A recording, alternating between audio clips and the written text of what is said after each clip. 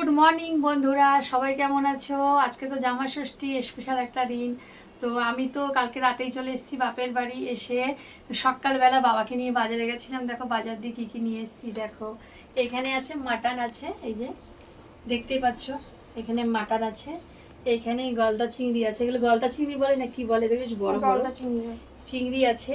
আর এখানে রুই মাছ আছে, ঠিক আছে। আর মিষ্টি ফিষ্টি, এই যে এখানে দেখো মিষ্টি, এদিকে লিচু টিচু, আনারস, শসা এখানে সব রাখা আছে। তো চলে এসো, কে কে আমার বাপের বাড়ি আসবে। ঠিকানাটা দিয়ে দিয়েছি, তোমরা তো অনেকেই আসতে চাও। তো বারাসাত চাপাডালির মোড়ে, ওখান থেকে বাস ধরে বলবে বলবে হৃদয়পুর যাবো, ঠিক আছে।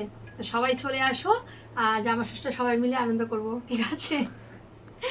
তো তোমরা কে কে জামা ষষ্ঠী যাচ্ছ অবশ্যই কমেন্ট করবে। তো এখন রান্নার পালা, তাদেরকে রান্না করতে হবে। সকালে বাজারে গেছিলাম, বাজার নলে পাবো না।